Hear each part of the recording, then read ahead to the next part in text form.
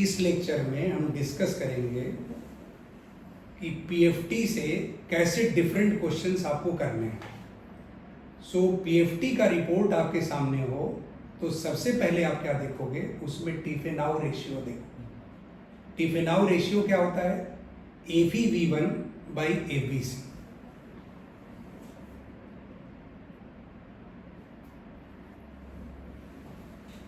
If टिफिनाउ ratio less than 0.7 होता है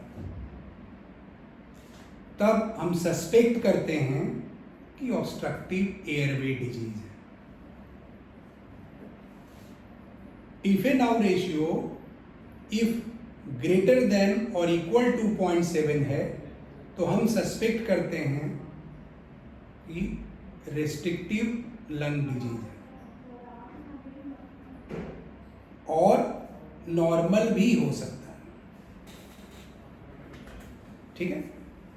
और यहां पे मैं एक चीज बता देना चाहता हूं कि टिफिनाउ रेशियो के अलावा जो भी चीज आप पैरामीटर्स हम देखेंगे वो 80% के हिसाब से देखेंगे या 0.8 के हिसाब से देखेंगे। सिर्फ टिफिनाउ रेशियो में ही हम 0.7 का क्राइटेरिया लेते हैं ना।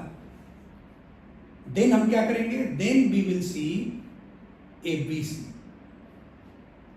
If ABC is again greater than 0.8, then we will confirm that it's obstructive airway disease। ठीक। But if ABC is less than 0.8, then हम क्या करेंगे? TLC देखेंगे। If ABC is less than 0.8 तब हम क्या देखेंगे? TLC देखेंगे। If TLC is less than 0.8 तब हम क्या बोलेंगे कि ये मिक्स्ड डिसऑर्डर है, क्योंकि AV/V1 by ABC ऑलरेडी 0.7 था और TLC भी 0.8 से कम हो गया। तो TLC 0.8 से कम है तो कभी भी आपका रेस्ट्रिक्टिव ही होगा, और ऑब्स्ट्रक्टिव पहले ही मैं बता चुका हूं। तो ये क्या हो गया? Mixed disorder. अब TLC 0.8 से ज्यादा है तो ये हो जाएगा आपका सूडो रेस्ट्रिक्शन ना। सूडो रेस्ट्रिक्शन क्या है? सूडो रेस्ट्रिक्शन में क्या है कि TLC आपका बढ़ा, लेकिन ये किसके बेसिस पे बढ़ा? एयर ट्रैपिंग की वजह से बढ़ा, और एयर ट्रैपिंग की वजह से क्या हुआ? रेसिडुअल वॉल्यूम बढ़ गया। तो सूडो रेस्ट्रिक्शन का मतलब रेस्ट्रिक्टिव मत समझना। सूडो रेस्ट्रिक्शन का मतलब है कि एक सीवियर टाइप का ऑब्स्ट्रक्टिव एयरवे डिजीज है। ऑब्स्ट्रक्टिव एयरवे डिजीज का बहुत ही सीवियर कंडीशन हो गया, जिसमें एयर ट्रैपिंग बहुत ज्यादा हो गया, जिसमें रेसिडुअल वॉल्यूम ज्यादा हो गया, उसकी वजह से TLC बढ़ गया। तो ये लाइन आपका क्लियर है। अब आते हैं कि हमने सस्पेक्ट किया था ABC से कि ऑब्स्ट्रक्टिव एयरवे डिजीज है। तो इसके बाद हम क्या करते हैं कि हम ग्राफ का शेप देखते हैं, फ्लो वॉल्यूम लूप का शेप देखते हैं। फ्लो वॉल्यूम लूप का शेप देखते हैं। शेप से क्या फायदा है?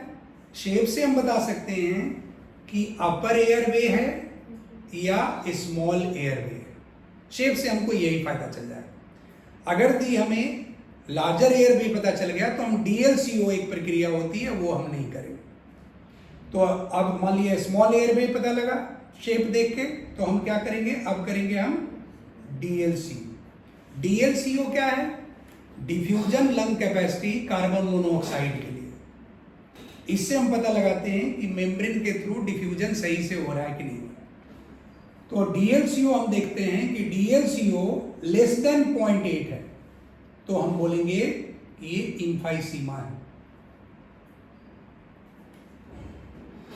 एक ही कंडीशन है ऑब्स्ट्रक्टिव का, दैट इज इम्फाइसीमा, जिसमें DLCO 0.8 से कम रहे। अगर दी 0.8 से ज्यादा है तो हम क्रोनिक ब्रोंकाइटिस बोल सकते हैं और ब्रोंकियल अस्थमा बोल सकते हैं। अब क्रोनिक ब्रोंकाइटिस और ब्रोंकियल अस्थमा को कैसे डिफरेंशिएट करेंगे? तो इस हम देंगे bronchodilator, short acting bronchodilator, short acting bronchodilator.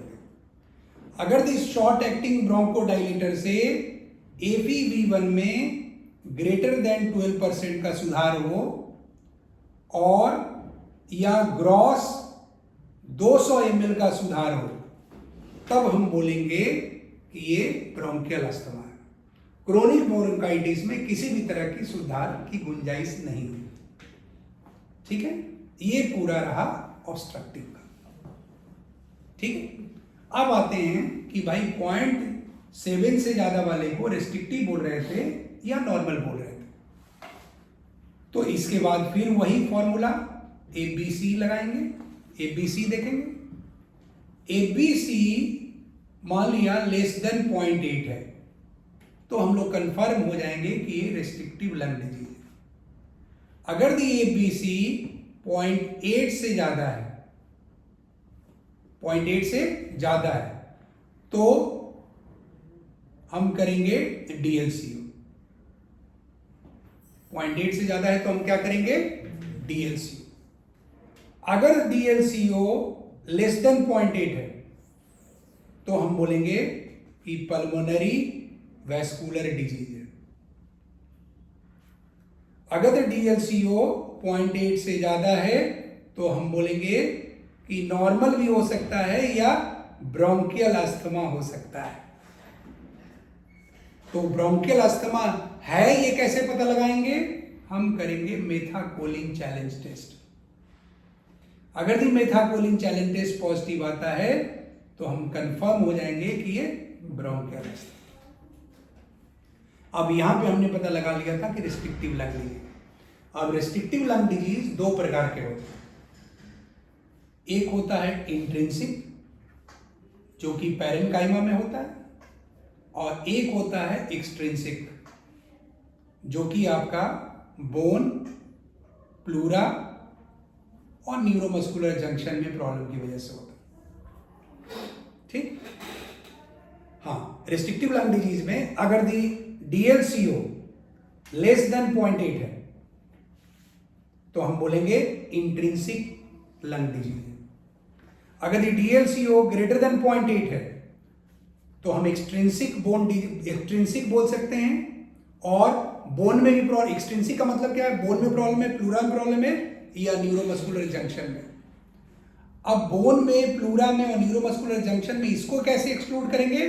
तो इसके लिए हम देखेंगे maximum inspiratory pressure and maximum expiratory pressure. अगर यदि मैक्सिमम इंस्पिरेटरी प्रेशर और मैक्सिमम एक्सपिरेटरी प्रेशर दोनों एबनॉर्मल होता है तो हम बोलेंगे न्यूरोमस्कुलर जंक्शन में प्रॉब्लम। अगर ये दोनों नॉर्मल रहता है तो हम कहेंगे कि बोन में प्रॉब्लम है या प्लूरा में। अब क्विकली हम लोग रिकैपिचुलेट करते हैं। तो कोई भी रिपोर्ट आपके सामने आए तो सबसे पहले आप देखिए डिफिनामिनेशन FEV1/FBC। अगर देखो रेशियो 0.7 से कम है तो सस्पेक्ट कीजिए ऑब्स्ट्रक्टिव, 0.7 से ज्यादा है तो सस्पेक्ट कीजिए रेस्ट्रिक्टिव या नॉर्मल भी हो सकता है। अब हम ऑब्स्ट्रक्टिव की तरफ चलते हैं। क्या करेंगे फिर? हम FBC करेंगे। FBC मान लिया 0.8 से ज्यादा आता है तो हम कंफर्म हो जाएंगे कि ऑब्स्ट्रक्टिव ही है। अगर दी FBC 0.8 से कम है तो हम TLC देखेंगे। अगर दी TLC भी 0.8 से कम है तो हम सस्पेक्ट करेंगे कि ये मिक्स्ड है। अगर दी TLC 0.8 से ज्यादा है तो हम बोलेंगे कि ये सूडो रेस्ट्रिक्शन है। सूडो रेस्ट्रिक्शन एक बहुत ही सीवियर किस्म का ऑब्स्ट्रक्टिव एयरवे डिजीज। अब हमने देखा था कि भाई FBC 0.8 से ज्यादा था, हमने ऑब्स्ट्रक्टिव लंग डिजीज बोला था। तो हमें कंफ्यूजन ना हो इसलिए हम पहले शेप देखेंगे फ्लो वॉल्यूम लूप का, कि शेप देखने से लार्जर एयरवे का है या स्मॉलर एयरवे। तो शेप देख के हम पता लगा लिए कि नहीं लार्जर का नहीं है, स्मॉलर का है। तब हम क्या करेंगे? DLCO करेंगे। अगर DLCO 0.8 से कम है तो हम बोलेंगे कि इम्फाइसीमा है, क्योंकि यही एक ऑब्स्ट्रक्टिव डिजीज है जिसमें DLCO 0.8 से कम है। अगर ये 0.8 से ज़्यादा है तो ब्रोंकियल अस्थमा भी हो सकता है, ब्रोंकाइटिस भी हो सकता है। तब हम क्या करेंगे, तब हम ब्रोंकोडाइलेटर टेस्ट करेंगे, जिसमें शॉर्ट एक्टिंग साल्ब्यूटामोल देते हैं। शॉर्ट एक्टिंग साल्ब्यूटामोल देने से अगर 200 ml का इंक्रीज होता है FEV1 में और 12% का इंक्रीज होता है तो हम बोलेंगे ब्रोंकियल अस्थमा। और क्रोनिक ब्रोंकाइटिस में किसी भी तरह का कोई बदलाव नहीं है। अब हम आते हैं नॉर्मल और रिस्ट्रिक्टिव की तरफ। हम क्या करेंगे, ABC करेंगे। ABC 0.8 से कम आता है तो हम 100% श्योर हो जाएंगे कि रिस्ट्रिक्टिव है। अगर 0.8 से ज़्यादा है तो नॉर्मल भी हो सकता है, ठीक, नॉर्मल भी हो सकता है, कुछ और भी हो सकता है। तब हम करेंगे DLCO। DLCO करने से अगर DLCO 0.8 से कम आ गया तो हम बोलेंगे पल्मोनरी वास्कुलर डिजीज। अगर DLCO 0.8 से ज़्यादा आ गया तो हमें तब भी सस्पेक्ट करना है, सब कुछ नॉर्मल होने के बाद भी, कि अस्थमा हो सकता है। Every PFT can be normal in asthma. Then हम श्योर होने के लिए कि अस्थमा ही है, मेथाकोलिन चैलेंज टेस्ट करें। मेथाकोलिन चैलेंज टेस्ट पॉजिटिव है तो ये रूल्ड आउट कर देगा कि इसको अस्थमा है। फिर क्या करेंगे, हमने ABC देखा था, ABC कंफर्म कर दिया था हमने कि रिस्ट्रिक्टिव लंग डिजीज है। अब हम उसके बाद DLCO देखेंगे। अगर DLCO 0.8 से कम है तो हम बोलेंगे इंट्रिंसिक। अगर DLCO 0.8 से ज्यादा है तो हम बोलेंगे एक्सट्रिंसिक। एक्सट्रिंसिक में भी प्लूरा का प्रॉब्लम है या बोन का और न्यूरोमस्कुलर जंक्शन। फिर हम देखेंगे maximum inspiratory pressure and maximum expiratory pressure. अगर ये नॉर्मल है इसका मतलब डिजीज प्लूरा में है या बोन में है। अगर ये अब नॉर्मल है इसका मतलब डिजीज आपका न्यूरोमस्कुलर। Thank you. अब देखो ये